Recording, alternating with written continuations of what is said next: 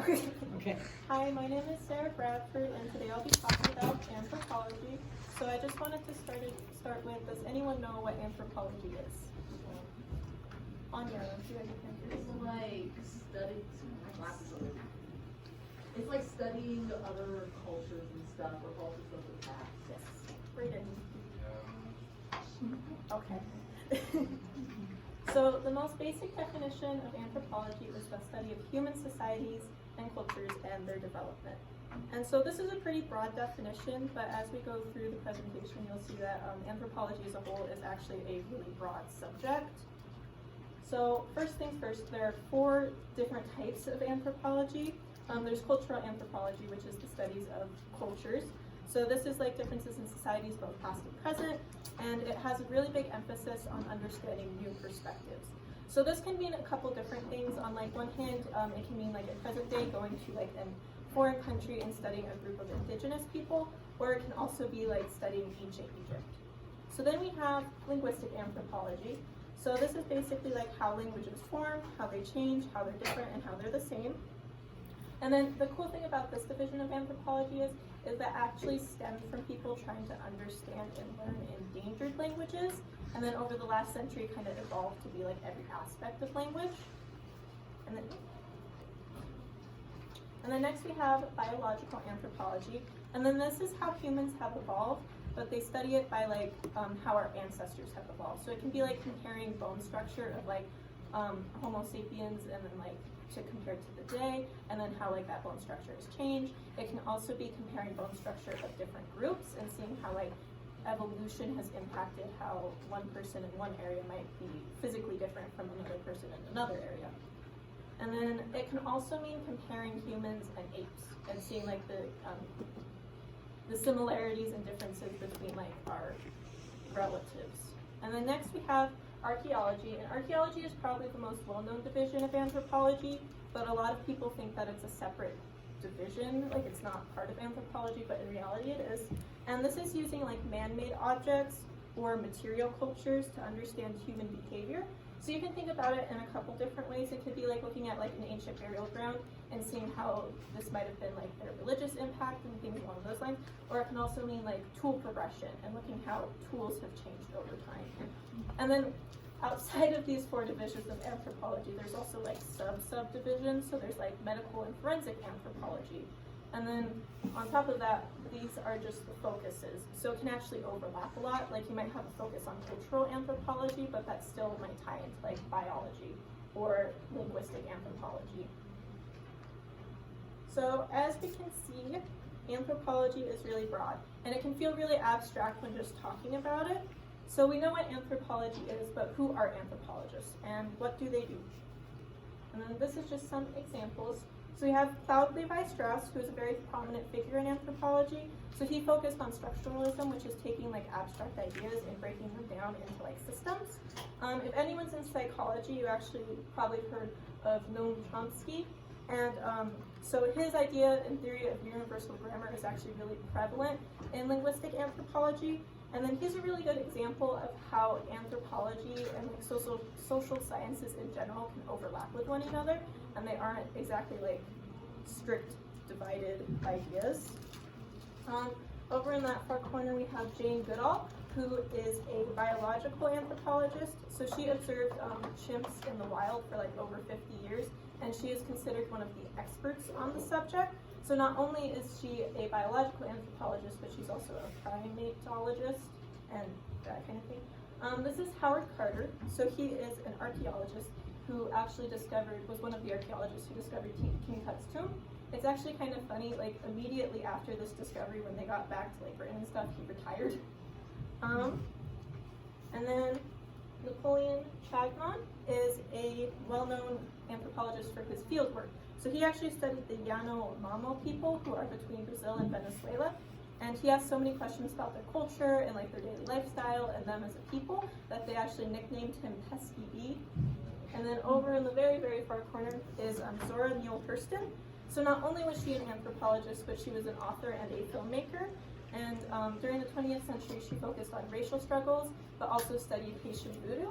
And she actually wrote the book, Their Eyes Were Watching God. I don't know if anyone's read that, but And then not only is anthropology a real world career, but it makes many pop culture appearances. So we have Indiana Jones and Lara Croft, who are archaeologists, and they're not great archaeologists, but they are archaeologists. We have Chakotay, who is an anthropologist in Star Trek Voyager. And then Leonard's dad in The Big Bang Theory, and then Brennan Huberts in Bones are also both anthropologists. And then my personal favorite is Uncle Marvin the Martian. And I like him a lot because it's kind of a twist. He's like the alien who studies human culture, and I think that's just a fun little thing. So as you can see, anthropology is like a really varied subject. There isn't just one way to be an anthropologist. There isn't just one kind of anthropologist. There's not just one way to research or one way to study. And when looking at different career options, something that was really important to me was not feeling stuck.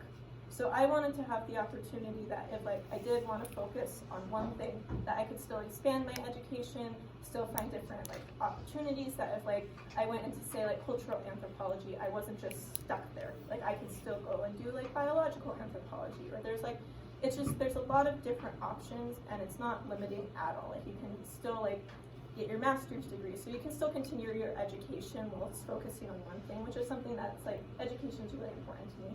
So that was another thing that was interesting. And then for my job shadow, I actually went to the University of Denver in the Museum of Anthropology, which is located in the lower halls of Sturm Hall. And the weird thing about this, so like I think when people think of museum, they think of like really big buildings. Their museum, like where they show the exhibits, is smaller than this room. It's like an extremely small space that they like set these exhibits up in, and they have different areas for like their collections and things like that. But getting there and being like, oh, okay, let's go like start setting up this exhibit, and then seeing like a room that was like honestly probably half the size of this room was kind of shocking a little bit, because I was like, I don't know if everything is going to fit in here. And then for my job shadow, I was job shadowing Sarah Carlson, who is the curator of collections. So a curator of collections is basically like they assemble, catalog, manage, they're basically in charge of a collection. And so pretty much any place, so like museums, art museums, science museums, pretty much anywhere with like a collection is going to have a curator of collections. But the thing is, they only typically make between $50,000 to $70,000 a year, so it's not exactly like get rich quick kind of job. So while I was at the museum, what my project, like what I was doing and helping with, was setting up the exhibit Voices from the Drum, an Osage collection. So basically what this is that a Osage, well, the Osage Nation is like a Native American nation. And so this man, Rock Pipestem, he created 19 bison hide drums, and he sent them to artists all across the Osage Nation. And his intention is that he wanted each artist to create like a painting or like artistic interpretation on the drum of what being Osage meant to them and like their personal connection to the nation. So these are just some pictures of the different drums. There is like quite a few more, but I can't make them all fit. So as you can see, there's a lot of different like ways people interpreted like this kind of idea. Like this one, so this one over here is actually a double-sided drum. The other side of the drum is the same triangles except reversed, so it's red and black instead of black. Like they just switched, inverted the colors. And that was like a really simplistic drum. But on the other hand, you have really complex artists like the one in the lower corner. And then we have other ones. So like June Carpenter is the artist who created this drum, and she used rawhide to create a sculpture of cicadas. And I think as someone who really likes art, like going to this exhibit and seeing the like very different ways people interpreted this one idea and the different ways that they were able to express what being part of this nation meant to them was really interesting. And the other thing I like from the anthropological side of it is that a lot of times when looking at cultural anthropology, it's outsiders looking in.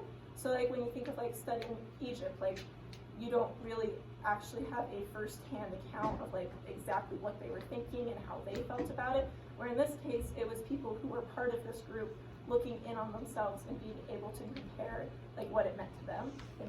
And I just thought that was really cool and interesting combination of cultural and art. And so the day I did my job exhibit is the day that it snowed like really bad, like in October, and like it was horrible. Like the roads were horrible. It was like a 2-hour drive for me to get there, where it's normally like 30 minutes. And so the actual setting up of the exhibit was delayed by a couple hours because with the type of exhibit that it is, there was one man contracted who was allowed to actually remove the drums from the cases. So we weren't allowed to physically touch the drums until he was there. So while we were waiting for him to get there, I got to look at some of the artifacts that they have. So these are artifacts from Camp Amanche, which is in Grenada, Colorado. And basically what happened there was it was the Japanese internment camp.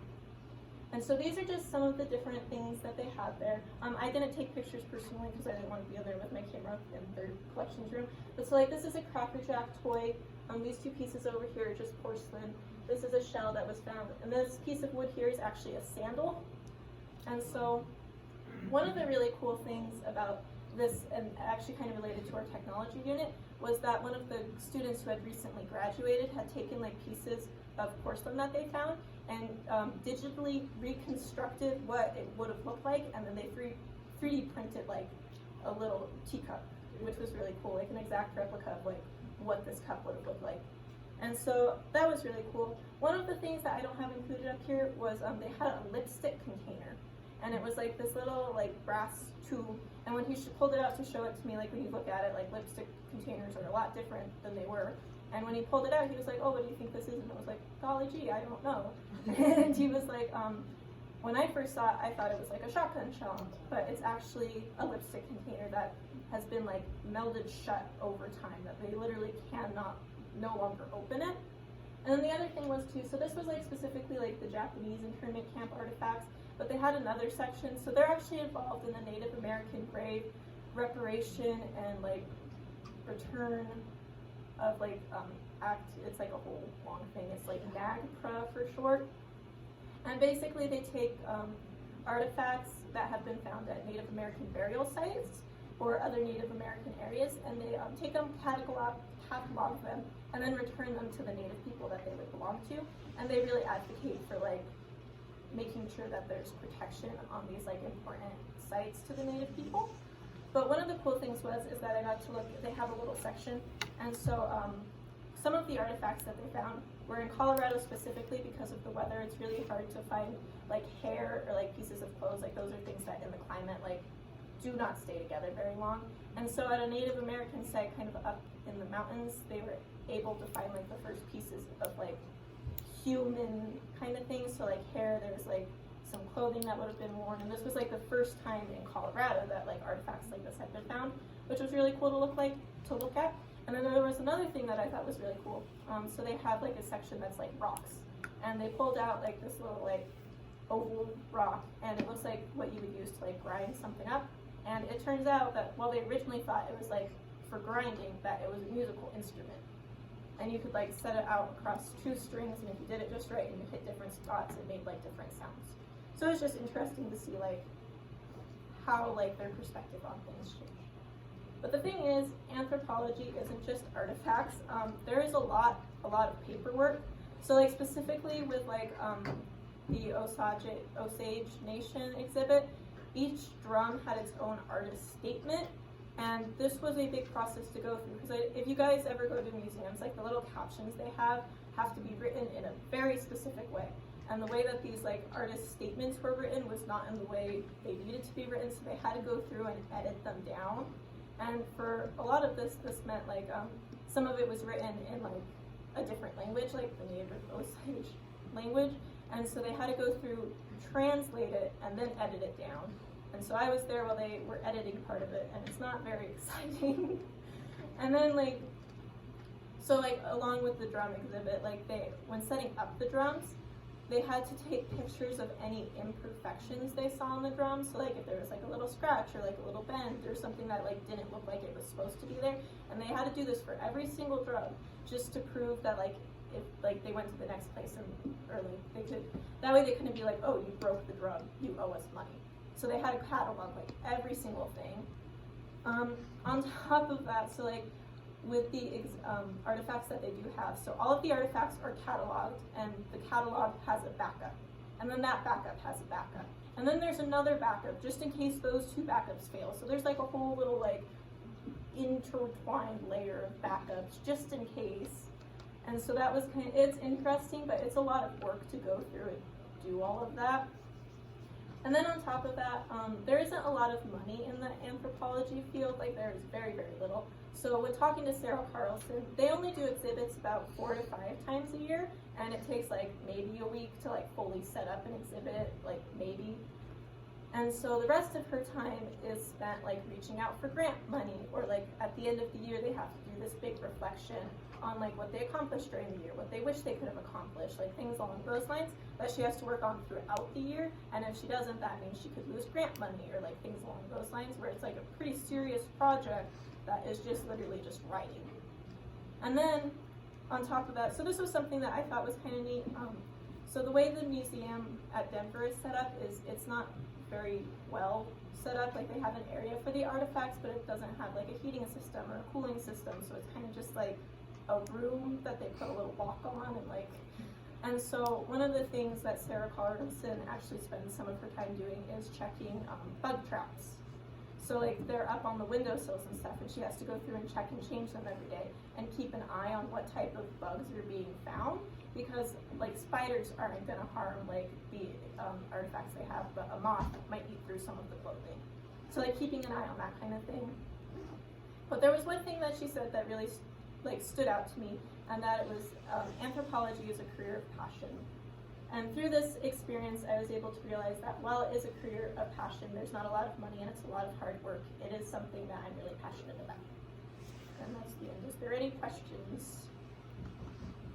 Yes. Do you have like, I know you said you wanted to be able to move around in your career in anthropology, but do you have an idea of like what you would want to go into first? I'd really like to do cultural anthropology. I feel like cultural anthropology is kind of like the main point of everything, where everything kind of stems around that in some way, where I feel like that would be a good start to be able to branch off in different directions. Yes? Do you have a culture specifically that you want to look at? I really like Egypt and Mesopotamia, and this is kind of silly, but the reason that I'm really interested in anthropology is because of AP World History, and there was like a really small section in like one of the chapters at the beginning where it was comparing how Egypt and Mesopotamia's cultures differed based on the environment, and I thought that was really interesting, and that's kind of what set me down this thing. And I really think, like when I was a kid, like a lot of people, like I was really interested in like Greek mythology and like things along those lines, so like ancient cultures, definitely.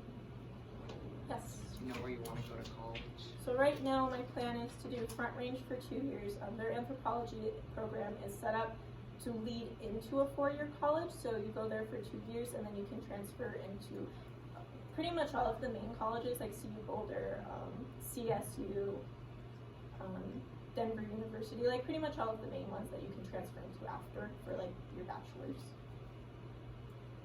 Yes? Is it a bachelor's degree that you want to get?